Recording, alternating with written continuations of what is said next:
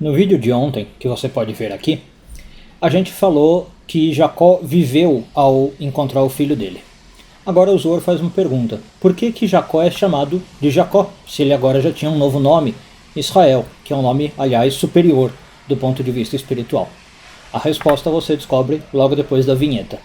Eu sou Yair Alon e esse é o Zohar Diário.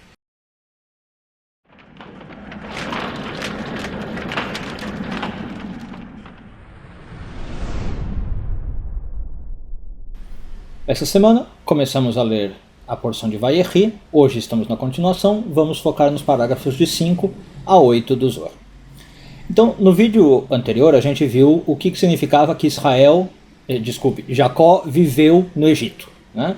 E o que isso significa, que ele se conectou ali com um nível representado por José, isso trouxe ali um monte de energia nova que ele estava sem elas por causa do luto, né? Mas tudo bem. Agora, pergunta, por que a Torá fala Jacó viveu no Egito? Né? Por que a Torá não chama ele de Israel?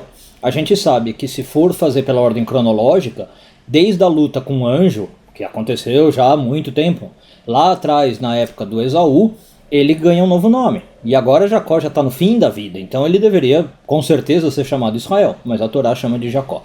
Por quê? Bom, o Zohar explica, o Rabbi Shimon Bar Yochai explica que isso é porque a Torá quer ensinar para nós que até mesmo os níveis mais inferiores, né, dele foram revividos na hora que ele se conectou com Yesod. E aqui tem uma coisa bem interessante para a gente pensar. Tem alguns personagens na Bíblia que eles mudaram de nome, é verdade, mas é uma mudança diferente do que acontece com Jacó. Vou pegar dois exemplos dos mais clássicos, Abraão e Sara. Todo mundo conhece eles como Abraão e Sara, mas eles tinham um nome antes, né? Em hebraico era Abrão, com um A, Avram, e aí ele ganha um rei, né? Em português fizeram isso como se ele ganhasse um A, Abraão. E Sara, ela chamava Sarai, com I no final. Esse I cai e ela ganha também um rei, em hebraico vira Sará. E essa troca, por exemplo, é uma troca, digamos, definitiva, né? Abraão deixa de ser chamado Abrão e passa a ser chamado Abraão. Sarai para de ser chamada de Sarai e passa a ser chamada só Sará. No caso de Jacó, o que a gente vê de diferente? Que os dois nomes coexistem. O nome Israel não veio substituir o nome Jacó, né? Não é que o nome foi, por exemplo, retificado, uma letra adicionada e agora é o novo nome. Ele continua sendo chamado dos dois jeitos. Então, até em textos posteriores, você vai ler Salmos, você vai ler Provérbios, Crônicas, outros livros que vão falar dos patriarcas, às vezes falam Jacó, às vezes falam Israel. Por quê? Porque Jacó então está representando dois níveis, né? O nível mais baixo chama Jacó propriamente dito, o nível maior, que a gente falou um pouquinho no outro vídeo, Israel. É o nível que eu chego num certo nível de espiritualidade, eu ganho o nome Israel. Então quando a Torá fala que Jacó viveu no Egito, a lição é, mesmo os níveis mais baixos de Jacó foram revividos quando ele se encontrou com José, que é Yesod. Para nós, né, qual é a lição?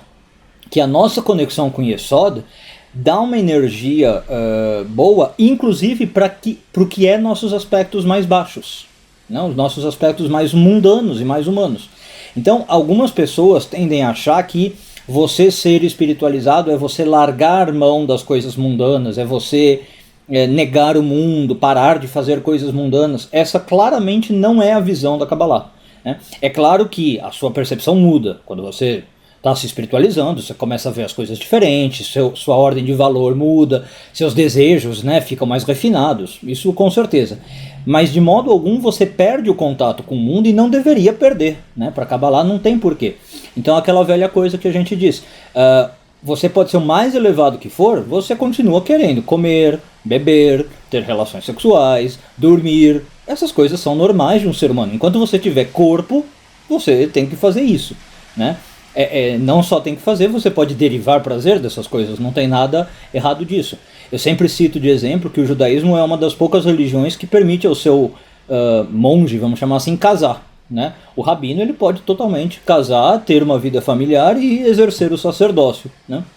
Bom, Então, o que a Torá está mostrando aqui para nós é exatamente isso. Nós podemos ter ao mesmo tempo, e nós temos ao mesmo tempo, níveis de existência. Né? A gente tem um lado nosso que é mais espiritualizado, que é o lado que está buscando conhecimento, informação, sabedoria e libertação, né? Alegria, mas é claro que a gente está preso na Terra. Nós temos a carne, temos o corpo físico, estamos aqui vivendo, então temos esse lado que a gente poderia chamar de mais básico, mais baixo, mais animalesco, alguns falam, tá?